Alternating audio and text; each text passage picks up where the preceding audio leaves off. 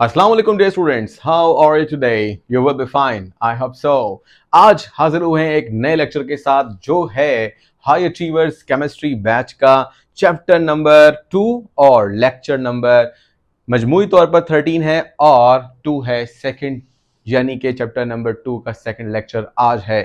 और इस लेक्चर में हम बहुत ही अहम तरीके की चीज़ें पढ़ेंगे जो पिछली क्लासेस में इतनी ज़्यादा नहीं दी गई थी। ये बिल्कुल एक नया टॉपिक है। जब आप इसे पढ़ेंगे तो आपको अंदाज़ा होगा कि एक बड़े टॉपिक के अंदर मजीद दो छोटे सब टॉपिक्स हैं। तो उम्मीद यही की जा सकती है कि अलग अलग भी एग्जाम में ये एज अ लॉन्ग क्वेश्चन पूछे जा सकते हैं और इन दोनों को हम आज ही करेंगे। तो चलते हैं आज के लेक्चर की तरफ। जो फर्स्ट लेक्चर के नोट्स हैं वो आपको मिल जाएंगे इस लेक्चर की डिस्क्रिप्शन में, वहां से जाकर आप उसको पढ़ सकेंगे। बाकी चलते हैं आज के नए लेक्चर की तरफ। जैसा कि मैंने आपको बताया है कि इस लेक्चर में हमारे पास दो टॉपिक्स होंगे, जैसे कि यहां पर आपको नजर आ रहा है atomic spectra and ionization energies. ठीक है जी, ये दो सब टॉपिक्स हैं। तो मेन टॉपिक क्या है? मेन टॉपिक कुछ यूं है, experimental evidence of electronic configuration.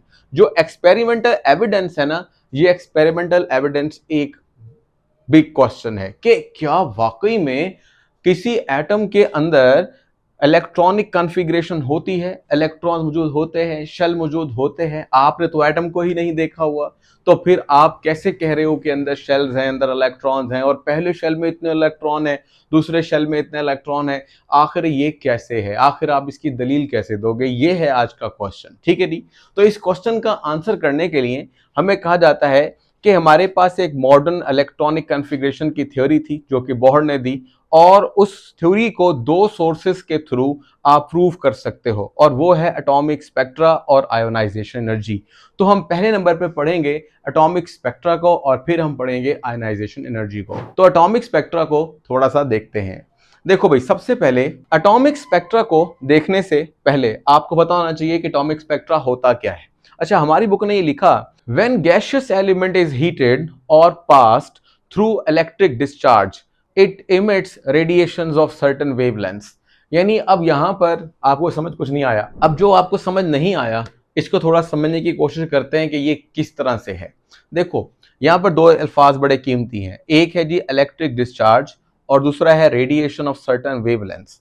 ठीक है जी, इनको जरा पहले समझते हैं फिर दोबारा से पढ़ेंगे। देखो, आप ये समझो कि ये जो आपके पास है ना, ये एक लैंप है। ठीक है, जब आप कोई लैंप जलाते हो, ये लैंप कुछ इस तरह से है कि जैसे ये जो आपके पास हिस्सा है इसके अंदर एक ट्यूब है, उस ट्यूब के अंदर एक गैस भरी हुई है, और जब आप उसको पॉजिटिव और नेगेटिव क्या दोगे, चार्ज दोगे, बाबड़ा की बिजली दोगे, इलेक्ट्रिसिटी दोगे, तो इलेक्ट्रिसिटी देने पर वो गैस के अंदर आयनाइजेशन होगी। या आप कह लो, उस जैसे आपने डिस्चार्ज ट्यूब एक्सपेरिमेंट पढ़ा है, या आप ये समझ लो कि जो गैसेस होती हैं वो बिजली लेने के बाद क्या होती है, ग्लो करती है, चमक देती है, जैसे ट्यूब लाइट के अंदर से रोशनी निकल कर आपकी तरफ आती है। तो बिल्कुल इसी तरीके से ये समझ लें कि ये रोशनी आपके पास आ रही है। ठीक है, अब ये रोशनी लेंस के थ्रू हम प्रोजेक्ट करेंगे। मिसाल के तौर पर ये एक छोटा सा स्लिट समझ लो आप, तो स्लिट के अंदर से जाएगी, स्लिट से होती हुई हम इसको एक प्रिज्म सोर्स की तरफ लेकर आएंगे।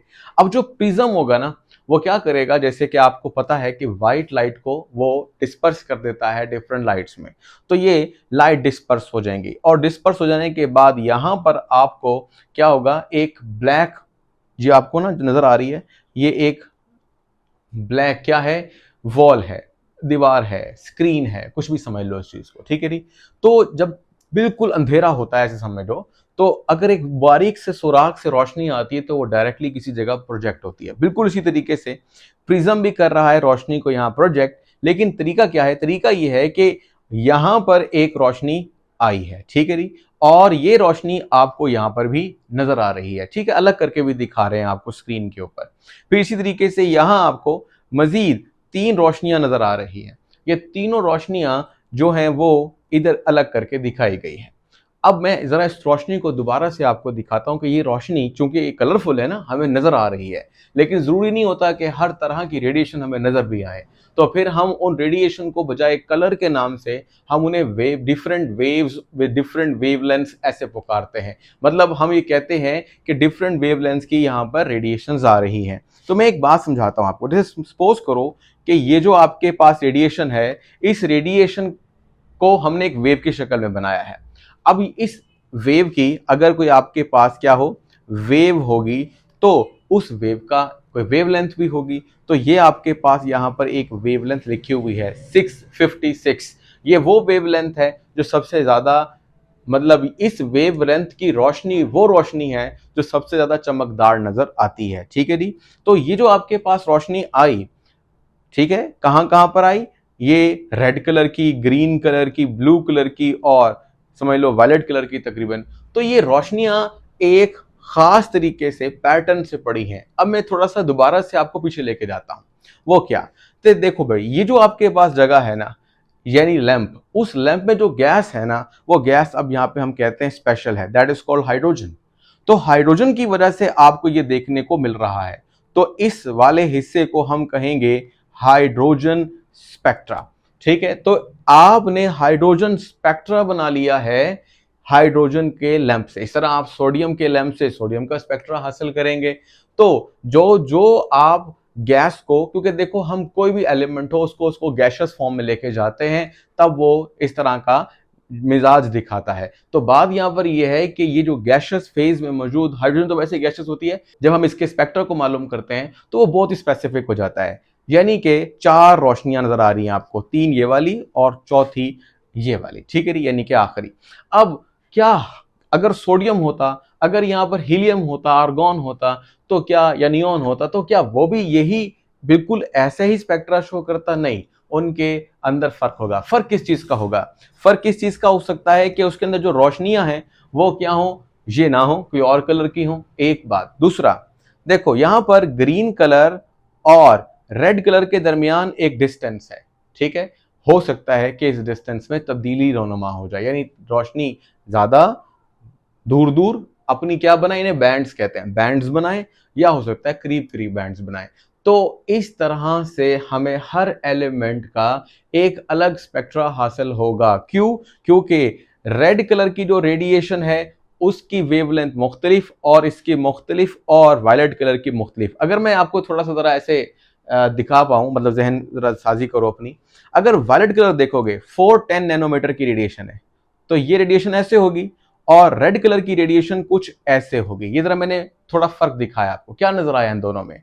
एक का लैम्डा या वेवलेंथ बड़ी है, एक की वेवलेंथ छोटी है। डिफरेंट वेवलेंथ की रेडिएशन पास होती है। कब?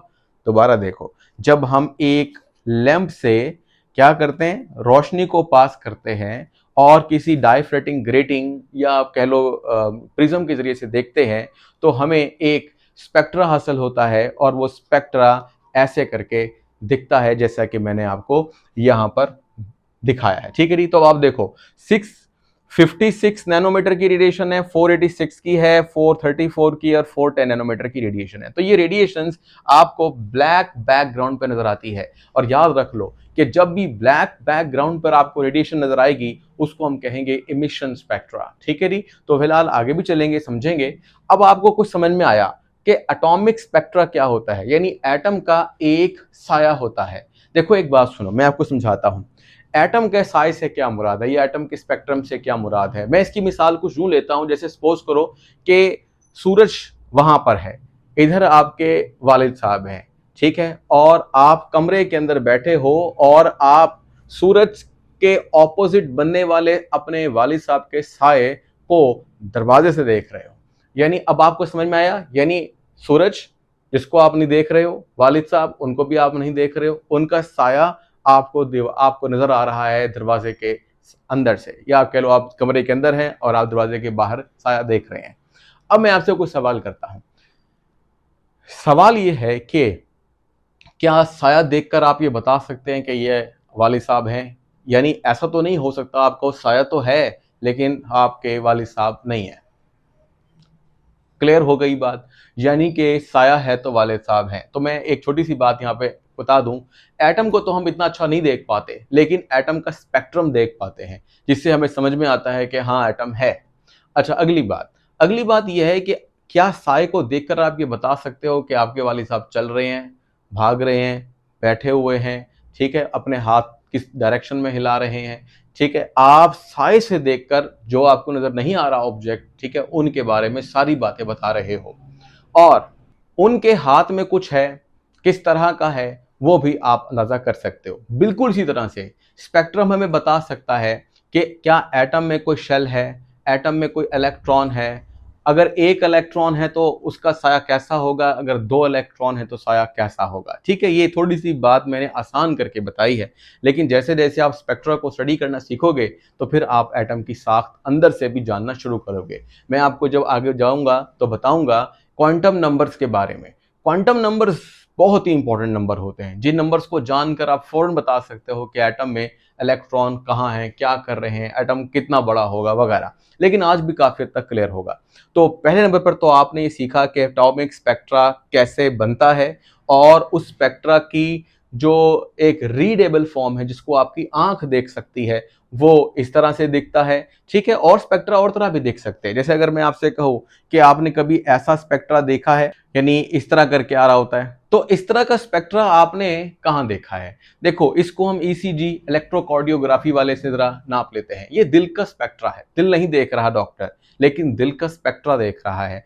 ठीक है, इलेक्ट्रोकार्डियोग्राम देख रहा है, या कह लो उसने एक ऐसी टेक्नोलॉजी लगाई है जिसमें दिल की धड़कन नजर आ सकती है, वो सही है, रिदमिक है, एरिदमिक है, किस तरह की खराबी है, सिस्टोलिक प्रॉब्लम है, डायसिस्टोलिक जो है वो नहीं हो रहा, या कह लो प्रेशर जो है वो कैसे मेंटेन हो रहा है। तो दिल की काफ़ी हद तक जो मालूमात है वो ईसीजी से आ जाती है। इसी तरह से अगर हम एक और बात देखें, जैसे हम कहते हैं कि इस तरह के बहुत सारे स्पेक्ट्रा होते हैं, कोई ऊपर कोई नीचे, ठीक है, इस तरह करके भी ये जो स्पेक्ट्रा होते हैं, जैसे एनएमआर न्यूक्लियर मैग्नेटिक रेजोनेंस, या आपने एक और बहुत अहम किस्म का स्पेक्ट्रा कभी देखा हो तो उसको हम कहते हैं एमआरआई मैग्नेटिक रेजोनेंस इमेजरी। ये दिमाग के या किसी भी बॉडी पार्ट के, स्पेशली दिमाग का लेते हैं, तो दिमाग के चारों तरफ से, यानी इसका 3D जो है ना वो पिक्चर की शक्ल में बना कर देता है। हालांकि अंदर कुछ भी नहीं जाता, यानी अंदर कोई कैमरा नहीं जाता, लेकिन बाहर से मैग्नेटिक रेजोनेंस की इमेजेस से, या कह लो मैग्नेटिक रेजोनेंस के सिग्नल से एक इमेजेस बनाई जाती हैं। वो इमेजेस डॉक्टर देखता है और पूरे दिमाग को अंदर से देख सकता है। तो इस तरह से आपकी लाइफ में बहुत सारे स्पेक्ट्रा ऑलरेडी हैं। और एक बात बता दूं, जितनी भी दुनिया में रोशनी आप देखते हो ये भी एक स्पेक्ट्रा ही है। यानी आप मुझे देख रहे हो बट मैं आपके पास तो नहीं हूं ना, फिर आपके पास कौन है? मेरा स्पेक्ट्रा। तो मैं अपने स्पेक्ट्रम के थ्रू आपको दिख रहा हूं। इस तरह आप किसी शख्स को दूर से देखो तो वो आपको छोटा दिखता है, जब आप उसे करीब से देखो तो बड़ा दिखता है, बहुत करीब से देखो तो शायद आपको उसकी सिर्फ आंख ही नजर आएगी एक। तो क्या मतलब, क्या वो बंदा के बाकी सारे ऑर्गन्स गायब हो गए हैं? क्या वो छोटा बड़ा हो जाता है? ऐसा तो नहीं होता ना, रियल ऑब्जेक्ट के साथ ऐसा नहीं होता। लेकिन फिर आपके लिए वो छोटा बड़ा क्यों हो रहा है? क्योंकि आप उसको देख ही नहीं रहे हो, आप तो उसका स्पेक्ट्रा देख रहे हो। उससे आने वाली रोशनी वो आपकी आंख में लेंस में पड़ती है। जैसे कि अभी मैंने आपसे कहा कि यहाँ लेंस इस्तेमाल हो रहे हैं, जैसे एक लेंस ये है, एक लेंस ये वाला है, तो लेंस से आती है और पीछे एक इमेज बनता है। कहाँ पर? आंख में, रेटिना पर। और रेटिना जो है वो उसको फोकस करके फिर ऑप्टिक नर्व के जरिए ब्रेन को देता है, और ब्रेन समझता है उन सिग्नल्स को एज एन इमेज के आगे क्या दिख रहा है। ठीक है, तो वो कभी बड़ा दिखता है, कभी छोटा दिखता है, कभी स्पीड में दिखता है। तो इसका मतलब ये हुआ कि आपकी आंख में जो जाता है वो एक स्पेक्ट्रम होता है। तो इस तरीके से हमारी जिंदगी में हर जगह पर स्पेक्ट्रम ही स्पेक्ट्रम है। लेकिन हमारी बुक ने बहुत ईजी करके, थोड़ा सा समझ लें, थोड़ा केमिकली भी समझाया है कि एलिमेंट्स को किस तरह से स्पेक्ट्रम के थ्रू स्टडी किया जा सकता है। और अगर एटम को स्टडी कर लिया जाए तो एटम के अंदर शेल्स हैं, उन शेल में इलेक्ट्रॉन्स हैं, वो शेल की तादाद कितनी है, इलेक्ट्रॉन्स की तादाद कितनी है, ये भी अंदाज़ा लगाया जा सकता है। तो मैंने फिलहाल आपको स्पेक्ट्रम के बारे में ज़रा थोड़ा कीन नॉलेज दिया है ताकि आप स्पेक्ट्रम को इजीली समझ सको। ठीक है, अब चलते हैं अपने बुक की रीडिंग की तरफ और बुक को भी देखते हैं कि बुक किस तरह से इसको लिखती है। तो बुक ये कहती है, when a gaseous element is heated or passed through an electric discharge, यानी गैशियस फॉर्म के अंदर जब एक एलिमेंट को हीट किया जाएगा तो, या फिर और pass through an electric discharge, या बिजली गुजार कर उसको एक्साइट किया जाएगा उसके एटम्स को, तो क्या होगा? वो कहता है ये इट इमिट्स रेडिएशन, तो रेडिएशंस बाहर निकलेंगी। ठीक है, और ये रेडिएशन कैसी होंगी? ये अगर आप प्रिज्म के थ्रू देखो तो आपको नजर आएगी सर्टन वेवलेंथ्स, यानी कुछ वेवलेंथ्स की होंगी, जैसे कि हमने यहां पर देखा है कि ये डिफरेंट डिफरेंट वेवलेंथ्स आपको नजर आ रही हैं। तो ये था जी, इसमें सारा कुछ बताया गया किसके बारे में, एटॉमिक स्पेक्ट्रम के बारे में। फिर चलते हैं मजीद आगे। अब मैं आपको बेसिक बात तो पहले ही बता चुका हूं, लेकिन उसके बाद देखो, कहते हैं this radiation form coloured line. देखो भाई, क्या ये कलर लाइन ही है? जैसे कि ये आपको नजर आ रही है, रेड कलर की आ रही है, ठीक है, ये सियान ब्लू और वायलेट वगैरह, या आप ब्लू कलर ले लो, थोड़ा सा अलग अलग रंगों की नजर आती है। तो लिखता है is shown in the following figure, ये दो फिगर्स दिखाए गए हैं। अच्छा, अभी जो मैंने आपको फिगर दिखाया था ना, वो फिगर ये दिखाया था। आप समझो कि ये ब्लैक बैकग्राउंड है और उसके ऊपर कलरफुल पट्टियां हैं। तो अगर ऐसी पट्टियां आ जाएं तो उसको हम कहते हैं इमिशन, यानी कि इमिशन स्पेक्ट्रा। और ये हाइड्रोजन से हासिल हो रहा है, इसलिए इसका नाम इमिशन स्पेक्ट्रा ऑफ हाइड्रोजन रखा गया है। अब वो सर ये क्या है? देखो, आप ये समझो कि ये जो हमारे पास कलरफुल पट्टी है ना, तो इसको आप समझ लो ब्राइट बैकग्राउंड है, ब्राइट।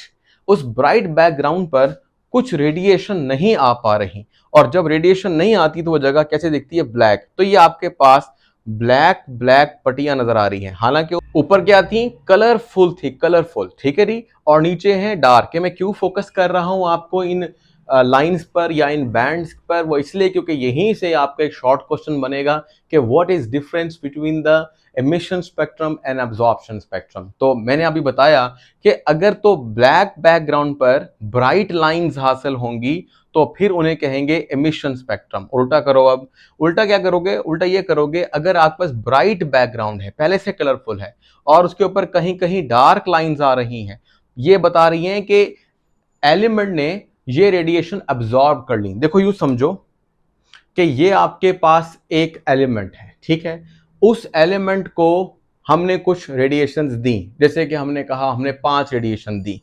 ये पांचों रेडिएशन ऑलरेडी स्क्रीन पर मौजूद हैं। स्क्रीन से मुराद है इस हिस्से पर कलरफुल मौजूद है।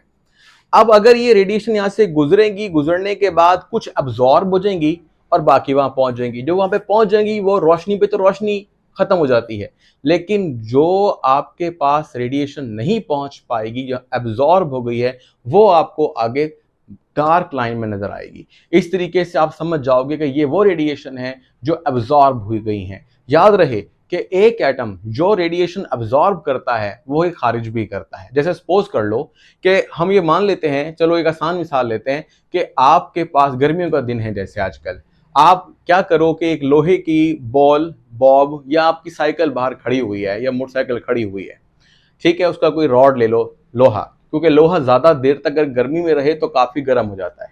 अब समझो धूप चली गई और शाम का वक्त आ गया। अब क्या करो, आप उसके ऊपर हाथ लगाओ या थोड़ा हाथ दूर रख के देखो। अगर हाथ समझ ना आए तो जो दीवार गर्मी में काफी देर तक रही है, उस दीवार के करीब अपना मुंह लगाइएगा ऐसे करके, ठीक है, तो थोड़ा दूर रखेगा, लगाना नहीं है। तो आप महसूस करेंगे कि वहां से कोई हरारत बाहर निकल रही है। तो ये हरारत बाहर निकल रही है या कह लो रेडिएशंस बाहर निकल रही हैं। तो जो रोशनी सूरज से जमीन पर गिरती है तो शाम के वक्त उसमें से काफी हिस्सा वापस जाता है, ठीक है। वो कहां से आता है? वो वहीं से इरेडिएट होता है जो एब्जॉर्ब कर लिया गया था। तो अब आपको यूं समझाया गया कि जो रेडिएशन एब्जॉर्ब होती हैं वो वापस भी निकलती हैं। तो एक एलिमेंट जो क्या कर रहा है, इमिट कर रहा है, वही रेडिएशन आपको यहां पर कलरफुल नजर आ रही है, और यही रेडिएशन एक्चुअली वो एब्जॉर्ब कर लेता है, तो वो एब्जॉर्प्शन स्पेक्ट्रा में नजर आती हैं। इसका मतलब ये हुआ कि एब्जॉर्प्शन स्पेक्ट्रा और इमिशन स्पेक्ट्रा, दोनों स्पेक्ट्रा एक जैसे होते हैं। बस फर्क क्या है, फिर दोबारा देख लो। फर्क ये है कि डार्क बैकग्राउंड पर ब्राइट लाइंस और ब्राइट बैकग्राउंड पर डार्क लाइंस। नीचे वाला स्पेक्ट्रा कहलाएगा एब्जॉर्प्शन, जिसमें आपको ब्लैक लाइन नजर आ रही है, मतलब कोई रेडिएशन यहां पर नहीं पहुंच पाई इसलिए ब्लैक दिखेगी। और रोशनियों में ही आपको मध्यम जगह या अंधेरे वाली जगह ज्यादा वाजे दिखती है। जैसे बहुत सारा आप दूर से देखो, आपके पास एक शहर का व्यू हो, तो सूरज की रोशनी गिर रही है, तो कहीं कहीं पर आपको साया नजर आ रहा है और कहीं कहीं पर तेज रोशनी। साया वहां नजर आ रहा है जहां पर रोशनी जमीन तक नहीं पहुंच पा रही है। तो ये समझ लो कि ब्राइट बैकग्राउंड में दिन के वक्त कहीं कहीं अंधेरा।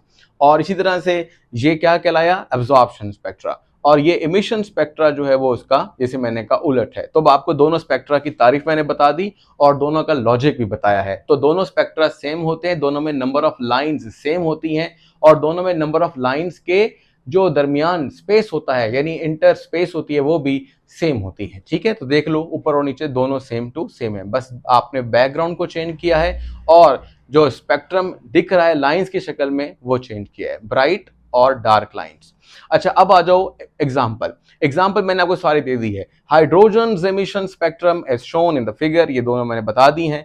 When the white light passes through a cold gaseous sample the atoms absorb specific wavelength. अब वो कहता है देखो ये तो समझ में आया, इमिशन वाला क्या समझ में आया, जैसे मैंने आपको पहले बताया था कि आपने गर्म किया है, यहां पे समझ लो इलेक्ट्रिक डिस्चार्ज दिया है या गर्म किया है, और गर्म करने के बाद क्या हो गए हैं, वो जो एनर्जी आपने दी है, इलेक्ट्रॉन एटम के अंदर एक्साइटेड हो गए हैं।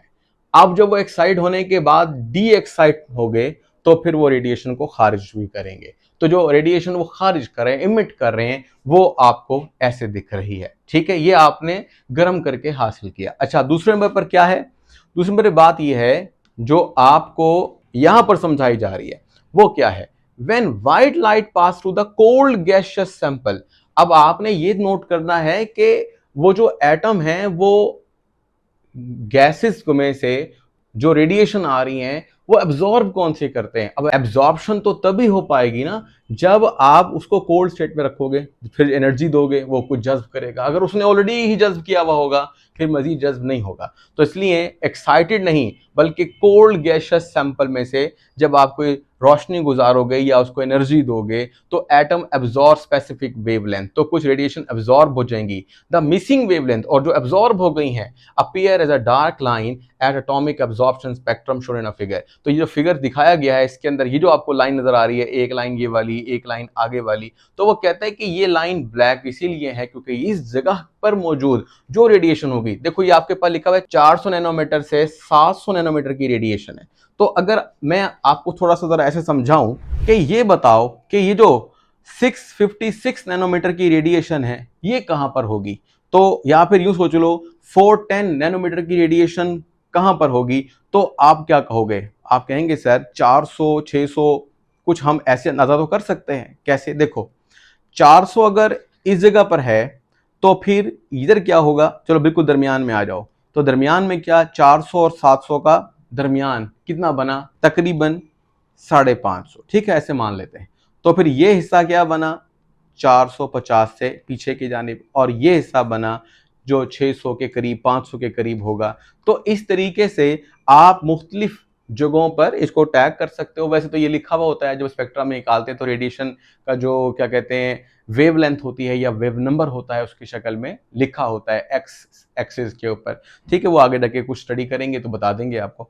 तो बात इतनी सी है कि हमें पता लग जाता है कि रेडिएशन कहां पर कितनी अब्जॉर्ब हो रही है। अब बुक यहां लिखती है the dark lines in absorption, जो डार्क लाइन है वो एक्चुअली क्या हुई हैं, अब्जॉर्ब हो गई हैं। तो बुक ने इसी चीज को लिखा, the dark lines in absorption spectra and colored lines in emission spectra match exactly. यानी जैसे मैंने कहा कि एब्जॉर्प्शन स्पेक्ट्रा और इमिशन स्पेक्ट्रा सेम होते हैं तो लाइंस भी सेम ही होते हैं, बस फर्क ये है कि डार्क बैकग्राउंड पर लाइट लाइंस या डार्क बैकग्राउंड पर ब्राइट लाइंस और ब्राइट बैकग्राउंड पर डार्क लाइंस। तो इस तरीके से फर्क वाजे हो गया, तो बुक की बात भी आपको समझ आ गई। अब नेक्स्ट एक क्वेश्चन बनता है, why are spectra important, spectra important क्यों है, स्पेक्ट्रा को जानना क्यों जरूरी है। ये वाली बात मैंने आपको ऑलरेडी समझाई है, जैसे मैंने आपके वालिद साहब का साया आपको बताया कि उससे कितना आपने समझ लिया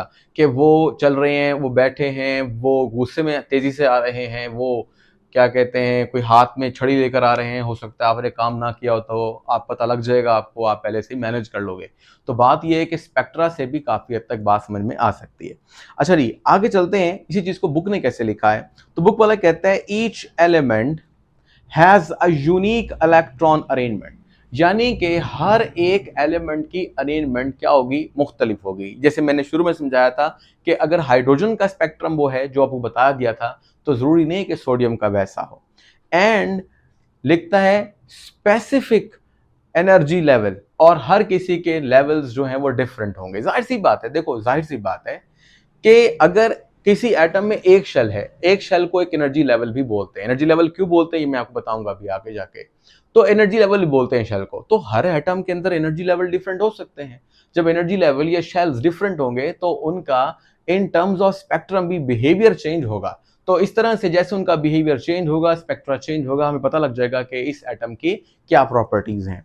तो ये आगे लिखता है, so the frequencies of radiation absorbed or emitted by the electron jumping between energy levels also unique। अब इसने एक बात कही है, इसने बात क्या कही है? The frequency of radiation absorbed or emitted by the electron jumping between energy level are also unique। unique मतलब खास, अहम। अब अगर आप थोड़ा सा यूं देखो कि आपके पास यहां पर एक शेल है, ये एक और शेल है, ये एक और शेल है। हम यूं समझ लेते हैं कि आप यहां पर एक इलेक्ट्रॉन रखते हैं और यहां पर भी एक इलेक्ट्रॉन रखते हैं। अब क्या होगा, एक इलेक्ट्रॉन, अगर फिलहाल एक ही इलेक्ट्रॉन को देखो, वो इलेक्ट्रॉन जंप कर कर ऊपर जाता है, ठीक है। तो क्या होगा, इस इलेक्ट्रॉन को ऊपर जाने के लिए एनर्जी को एब्जॉर्ब करना पड़ेगा, और अगर ऊपर जाने के बाद वो वापस आ जाता है या कोई ऊपर वाला इलेक्ट्रॉन नीचे चला जाता है तो फिर उसको एनर्जी क्या करनी पड़ेगी, खारिज करनी पड़ेगी। तो ये है जंपिंग ऑफ इलेक्ट्रॉन। और जंपिंग ऑफ इलेक्ट्रॉन से ये जो आपको डिफरेंट वेवलेंथ नजर आ रही हैं, कैसे, जैसे ये जो रेडिएशन आपको दिखाई गई है, ये समझ लें कि ये अब्जॉर्ब हो रही है, और इसको समझ लें नीचे वाली को कि ये इमिट हो रही है।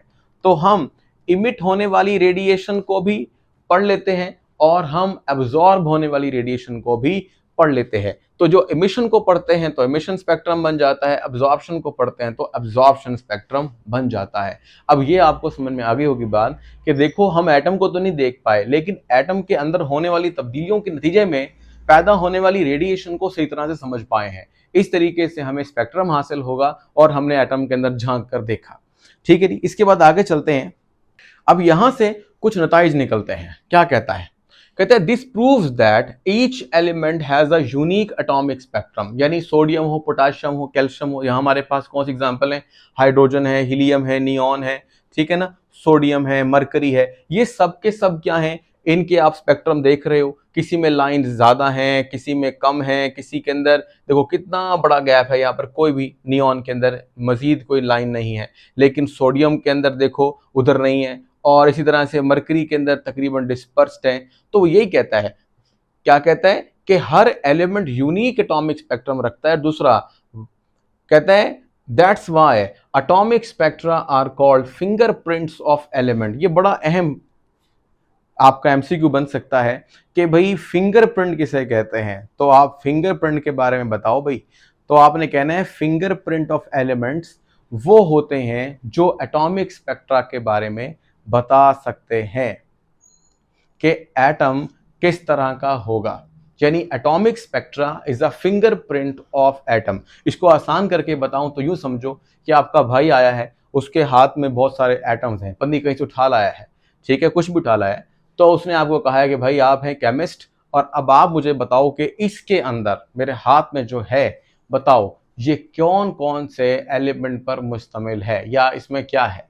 तो आप क्या करोगे, उसकी स्पेक्ट्रोस्कोपी, हमारे रेलिवेंट टॉपिक के हिसाब से बता रहे हैं, तो उसकी स्पेक्ट्रोस्कोपी करोगे, उसमें बहुत सारा स्पेक्ट्रम हासिल होंगे, और आपको मशीन बताएगी कि ये जो स्पेक्ट्रम है ये सोडियम का है, ये पोटाशियम का है, ये कैल्शियम का है। तो आप आगे भाई को बताओगे कि जो आप लाए थे उस मट्टी में ये एलिमेंट मौजूद थे। यानी कि आपको स्पेक्ट्रोस्कोपी के जरिए से, चूंकि हमारे पास सारे एलिमेंट्स का डेटा ऑलरेडी स्टोर होता है, बस वो मैच करेंगे और पता चल जाएगा। इसी तरीके से अगर आप गौर करो, जैसे कोई एक मुजरिम है जिस पर इल्ज़ाम है, हमें चेक करना है कि आया कि वाकई में उसने जुर्म किया है, उसके फिंगरप्रिंट लिए जाते हैं, और वहाँ जहाँ ये वाकया हुआ या चोरी हुई, डाका डला या कोई भी मर्डर हुआ, वहाँ पर मौजूद किसी गिलास पर या किसी ज़मीन पर पड़े हुए किसी भी शय पर जो फिंगरप्रिंट्स थे उनको प्रिजर्व कर कर अब आप क्या करोगे, मैच करोगे इस बंदे से जिस पर आपको शक है, और उस पर जो वहां पर मौजूद था उस वक्त, उसके फिंगरप्रिंट वहां मौजूद हैं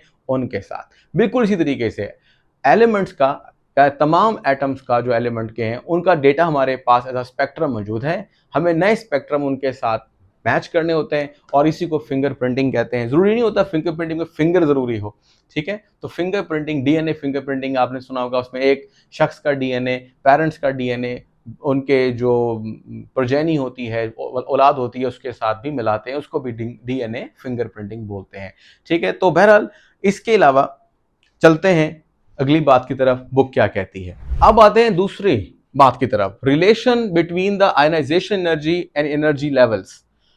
एनर्जी लेवल्स को हम इलेक्ट्रॉनिक शेल्स भी बोलते हैं। अच्छा, अब आपको यह बात समझने की कोशिश करनी है, वो क्या, हम दो एविडेंसेस ले रहे हैं, हम दो सोर्सेज बता रहे हैं जिनके जरिए से ये प्रूव किया जा सकता है कि वाकई एटम के अंदर एनर्जी लेवल्स हैं, एनर्जी या कह लो उनके अंदर शेल्स हैं, एटम की कोई साख्त है, ठीक है। तो पहली जो हमने दलील दी या कह ला हमने जो सोर्स बताया वो क्या था, एटॉमिक स्पेक्ट्रम। यानी एटॉमिक स्पेक्ट्रम ने बताया कि एटम में कुछ है और एटम भी है, ठीक है। और अब दूसरी दलील के बारे में बात हो रही है। सवाल वही रहेगा कि एटम की साख्त कैसी है, एटम के अंदर जो शेल्स हैं, एटम के अंदर जो एनर्जी लेवल्स हैं, एटम के अंदर जो भी कुछ है, तो उसकी दलील कैसे दे रहे हो। यानी हम आपको एटम के बारे में इतना कुछ बता रहे हैं तो आप हमसे सवाल तो करोगे ना, आपको पता कैसे चला जबकि आपने एटम को देखा भी नहीं। तो पहली दलील तो हो गई, हमने एटम को नहीं देखा, एटम का स्पेक्ट्रा देखा है। अब दूसरी दलील ये है, काफी सारी बातें समझ, एक ही दलील से सब कुछ समझ में नहीं आता, डिफरेंट तरह की जो डिस्कशन होती है वो बताती है कि एटम कैसा होगा। तो एक और डिस्कशन है, that is called relationship between ionisation energy and energy levels, ठीक है जी। तो सबसे पहले तो electron in different shells have different energy levels. अब देखो भाई, पहले शेल में भी इलेक्ट्रॉन हो सकते हैं, दूसरे में भी हो सकते हैं, तीसरे में भी, यानी डिफरेंट एनर्जी शेल्स होंगे जिनको मैंने कहा एनर्जी लेवल्स भी बोलते हैं। तो why we study electron arrangement by measuring their ionisation energy. अब हम क्या करेंगे, आयनाइजेशन एनर्जी मालूम करेंगे। जो भूल गए हैं लोग कि आयनाइजेशन एनर्जी क्या होती है, तो उनके लिए फिर दोबारा तारीफ कर देते हैं, the amount of energy required to remove electron, to remove an electron, एक इलेक्ट्रॉन निकाला जाए या बहुत सारे इलेक्ट्रॉन निकाले जाएं, ये सब पॉसिबल हो सकता है। तो यही हम करेंगे। हम पहले एक काम करेंगे, आयनाइजेशन एनर्जी में दो तरह से समझेंगे। एक आयनाइजेशन एनर्जी वो है जिसमें हम एक एटम से सारे ही इलेक्ट्रॉन निकाल देंगे एक एक करके, और दूसरा हम बहुत सारे अलग अलग एटम्स के सिर्फ एक एक इलेक्ट्रॉन निकालेंगे। तो पहले हम एक ही एटम के सारे इलेक्ट्रॉन निकालना सीखते हैं और देखते हैं कि उससे क्या समझ में आया।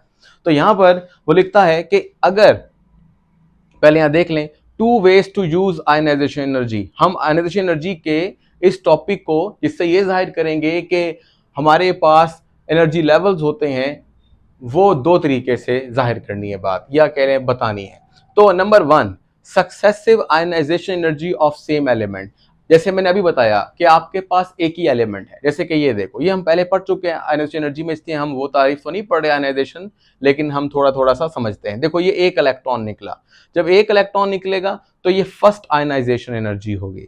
जब उसी जिसमें से पहले एक इलेक्ट्रॉन निकल गया था उस एटम से एक इलेक्ट्रॉन और निकालेंगे तो इसे सेकंड आयनाइजेशन एनर्जी कहेंगे, और इस तरह तीसरा इलेक्ट्रॉन निकालेंगे, थर्ड कहेंगे, और इस तरह से चलते चले जाएंगे until only nucleus is left. जाहिर सी बात है, न्यूक्लियस के गिर्द इलेक्ट्रॉन्स रोटेट कर रहे हैं, तो अगर हम एक एक करके सारे इलेक्ट्रॉन निकाल देंगे तो पीछे बचेगा क्या, न्यूक्लियस। तो न्यूक्लियस तक जाना है, हमने सारे इलेक्ट्रॉन निकाल देने हैं।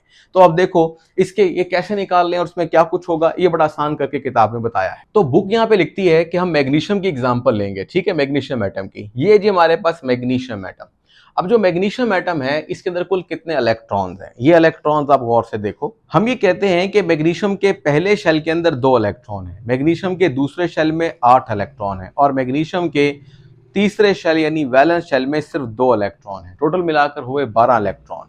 अब 12 इलेक्ट्रॉन के हिसाब में एक काम करना है, वो क्या, एक बात याद रखो, सबसे दूर वाले यानी वैलेंस शेल से, अगर न्यूक्लियस से जितना दूर होगा वो शेल, इलेक्ट्रॉन निकालना आसान होता है। तो हम यूं समझेंगे कि ये है जी पहला इलेक्ट्रॉन जो हमने निकाला, फिर उसके बाद दूसरा इलेक्ट्रॉन निकाला, ठीक है। जब 2 इलेक्ट्रॉन निकाले तो निकालने के बाद जब हमने तीसरा इलेक्ट्रॉन निकाला, थर्ड इलेक्ट्रॉन, तो थर्ड इलेक्ट्रॉन निकालने पर आपको यहां पर क्या नजर आया है, एक जंप नजर आया, एनर्जी जंप नजर आया। क्यों, देखो भाई, जब 2 इलेक्ट्रॉन निकाल लिए गए ये वाले हमारे पास 2 इलेक्ट्रॉन निकाल लिए गए।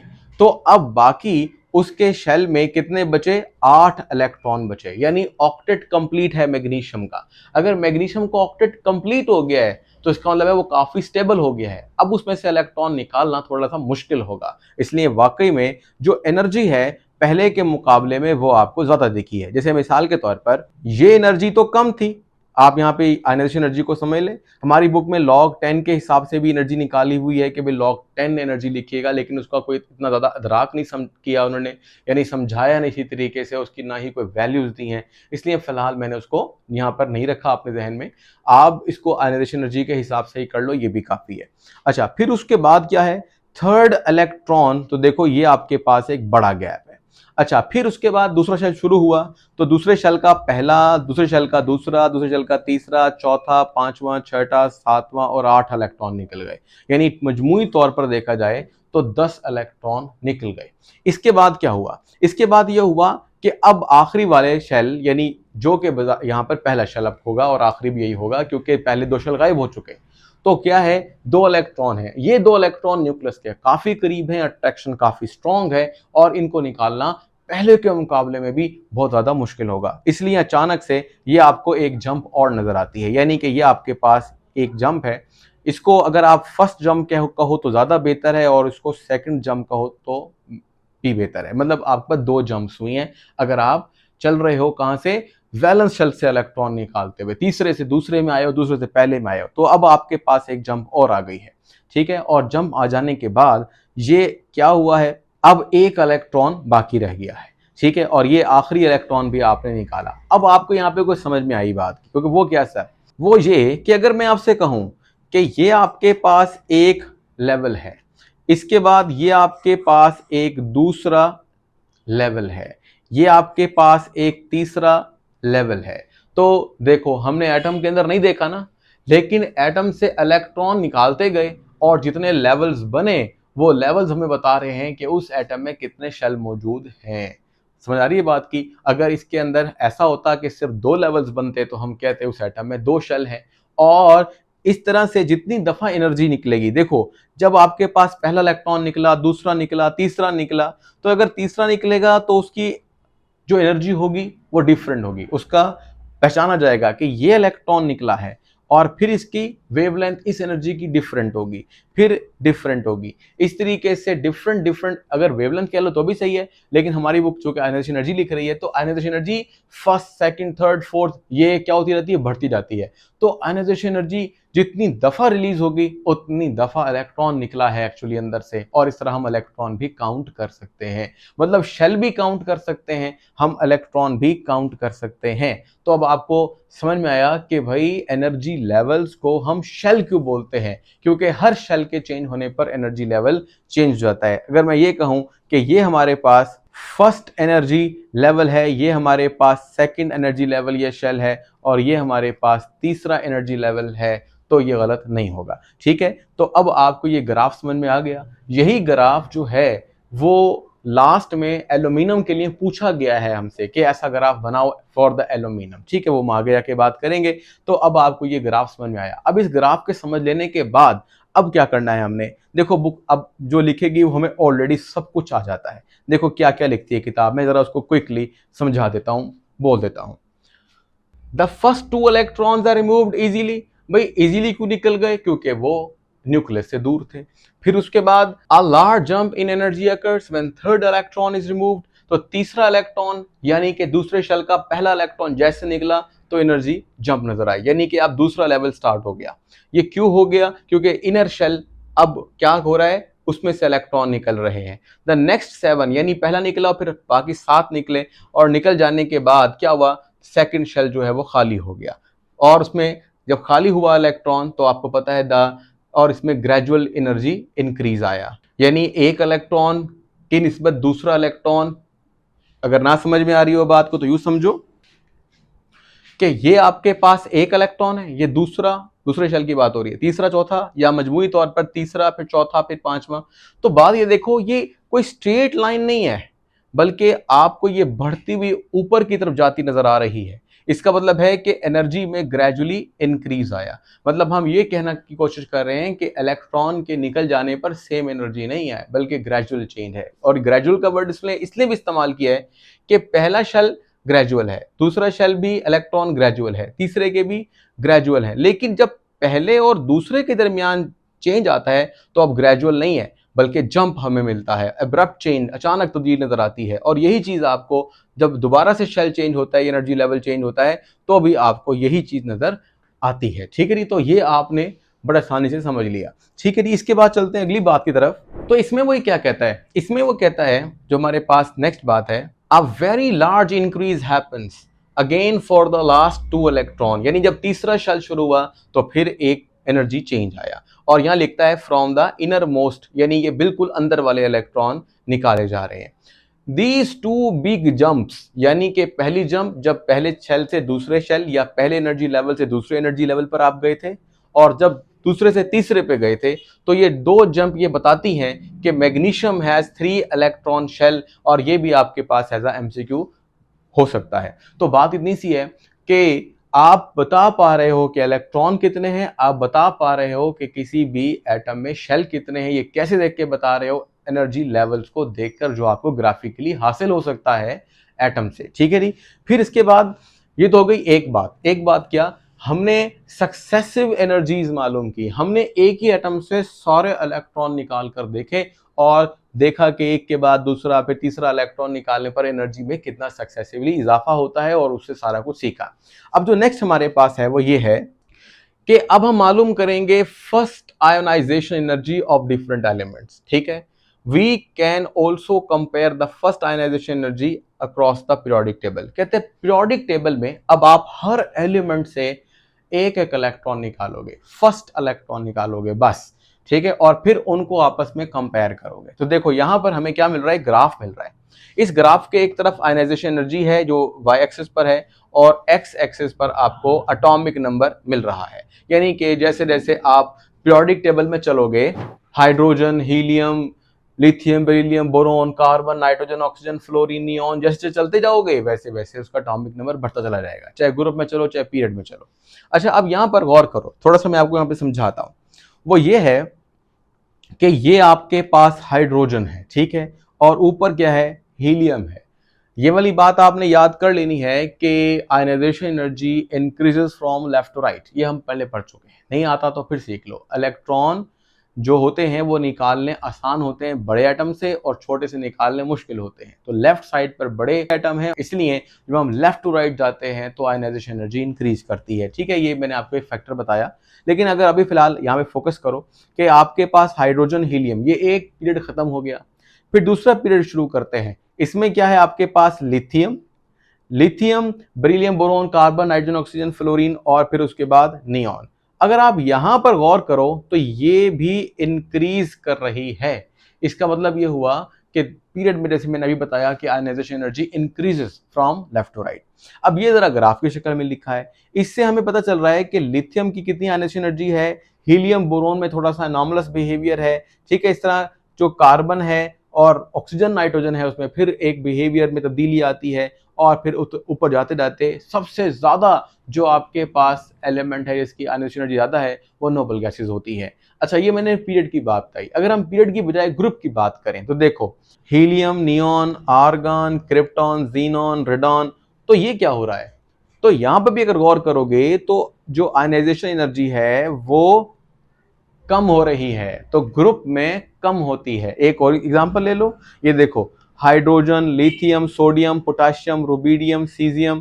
ठीक है, फ्रांसियम अगर आता तो नीचे आता।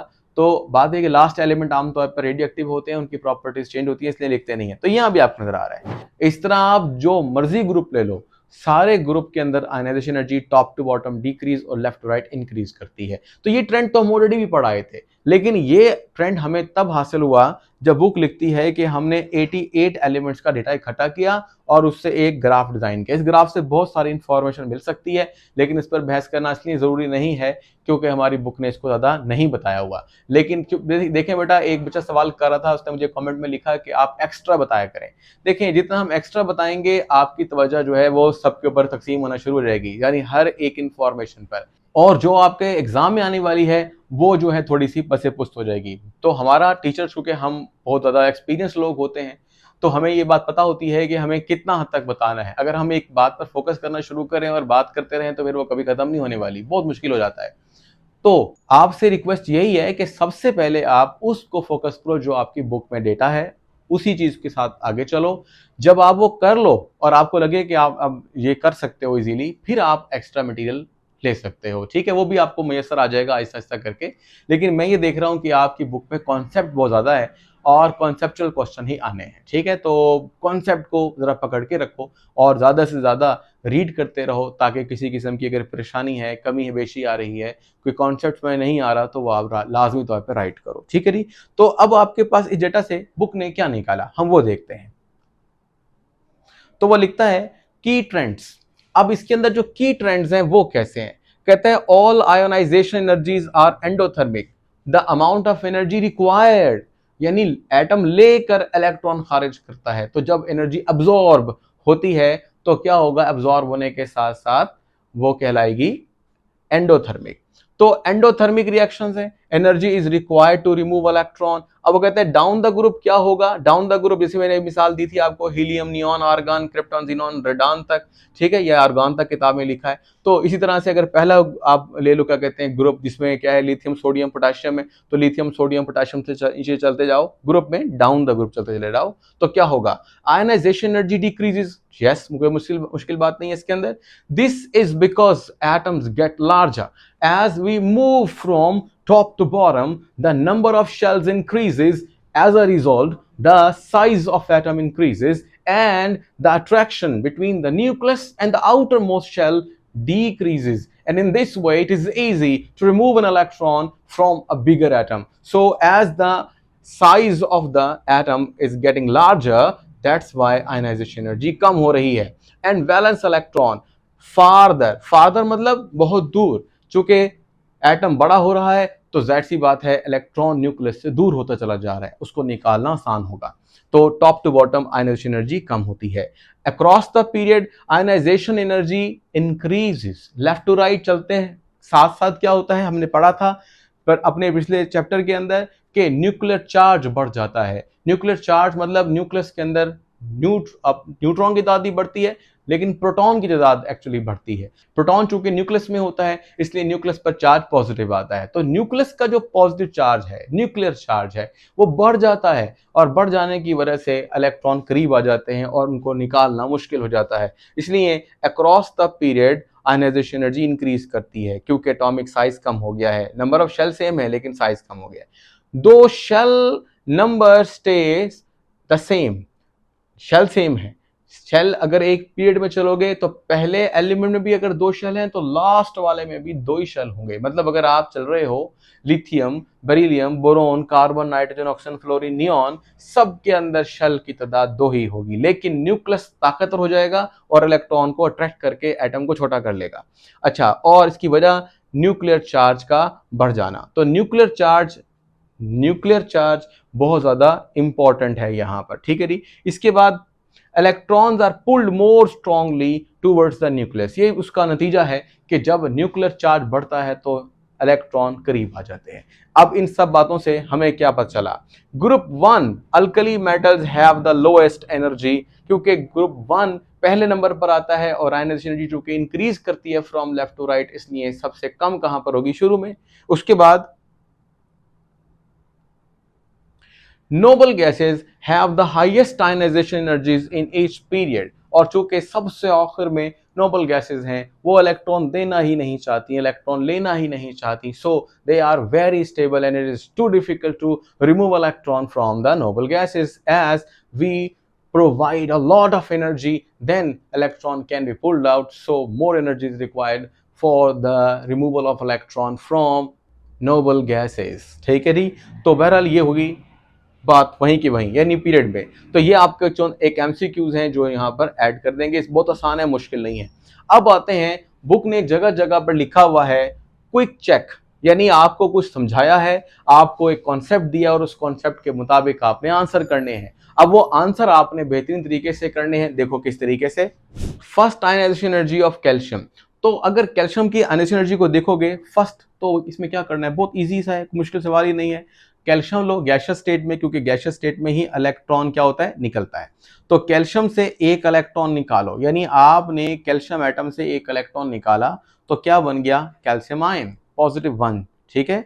और जब +1 हुआ तो आपसे आपने ऐसे शो कर देना है, डेल एच का मतलब एंथैल्पी चेंज।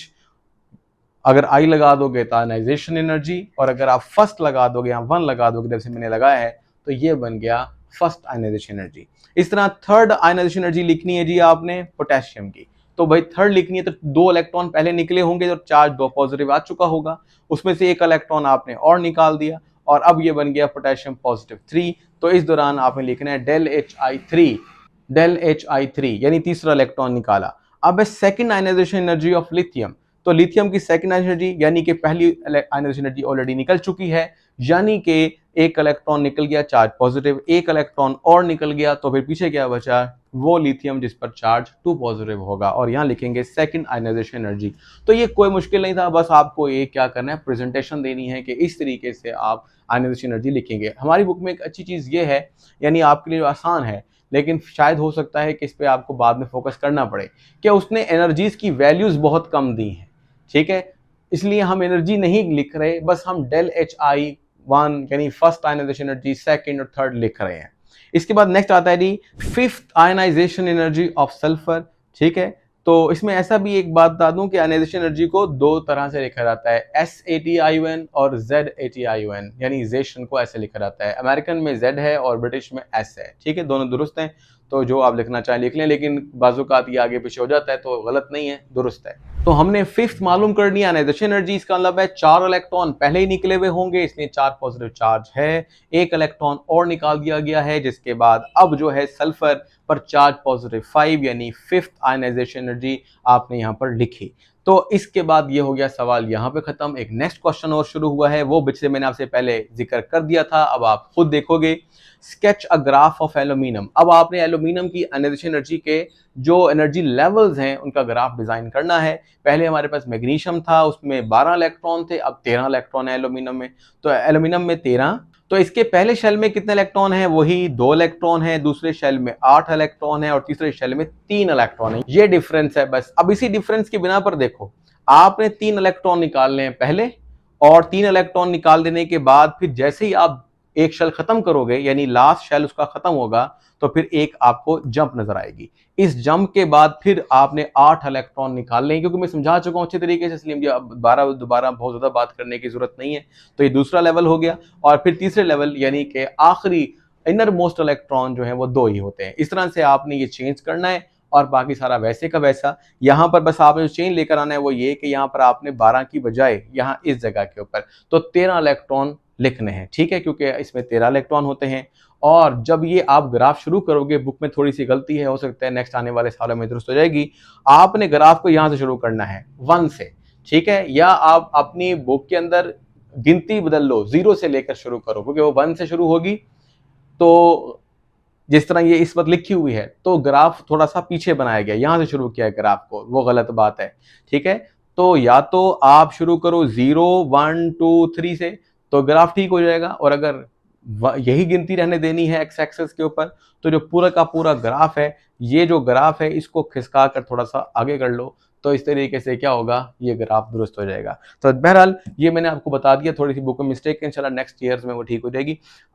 तो चलते हैं अपने ये हमारा खत्म हो गया क्वेश्चन का आंसर। ठीक है जी, इस क्वेश्चन में थोड़ा सा मैंने ये लिख दिया है, दिस ग्राफ शोज, या हमें बताता है, क्या क्लियरली बताता है कि बिग जंप्स हैं। कहाँ बिग जंप है, जब पहला और दूसरा और तीसरा इलेक्ट्रॉन निकल जाएगा ना पहले अपना वैलेंस शेल से, तो जब दूसरा शेल शुरू होगा तो वो एक्चुअली इलेक्ट्रॉन कौन सा होगा, चौथा होगा।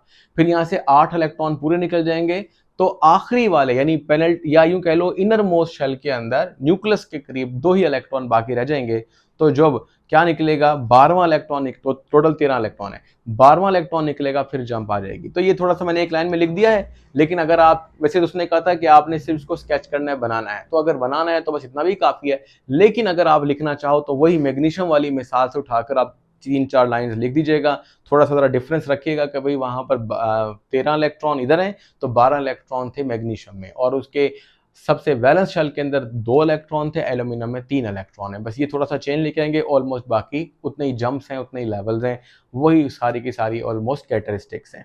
अच्छा, अब ये एक और क्वेश्चन आ रहा है, इसमें कुछ डेटा में दिया हुआ है।